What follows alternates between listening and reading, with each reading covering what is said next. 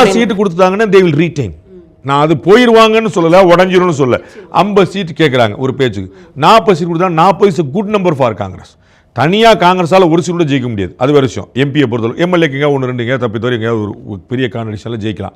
ஆனால் தனியாக அவங்க ஜெயிக்க முடியாது தெரியும். அப்போ வந்து 40 சீட் குட் நம்பர், பழசை விட ரொம்ப நல்லது. அப்போ செட்டில் ஆகலாம். அப்போ எவ்வளோ செட்டில் ஆகாது உடஞ்சிடும் சொல்ல முடியாது.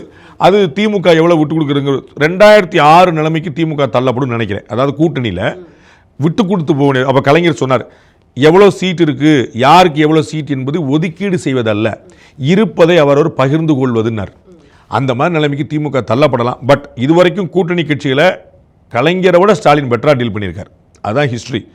இந்த மாதிரி என்ன நடக்குன்னு பார்க்கணும். நீங்கள் வந்து சமீப காலமாக, அதாவது இப்போ நேற்று நான் பேட்டியில் பார்த்தப்ப கூட நீங்கள் சொல்லியிருந்தீங்க, இதுக்கு முன்னாடி சான்சஸ் வந்து ஈஸியாக இருந்தது டிஎம்கேக்கு, இப்போ கொஞ்சம் டஃப்பாக இருக்குது அப்படிங்கிறத வந்து எதை குறித்து சொல்கிறீங்க? இந்த சலசலப்பு குறித்து தான் சொல்கிறீங்களா? அது ஒரு காரணம். ஆன்டி இன்கம்பன்சி வந்து ஃபீல் பண்ண முடியுது.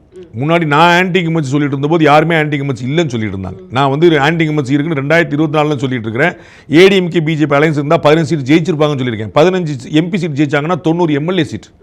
90 எம்எல்ஏ சீட்னா 30 சீட் தான் மொத்தமே வித்தியாசம் ஆட்சியை பிடிக்கிறதுக்கு. ஸோ அந்தளவுக்கு நகர்ந்துருப்பாங்க. அது நடக்கல, அவங்களுக்கு யாரும் தெரியல.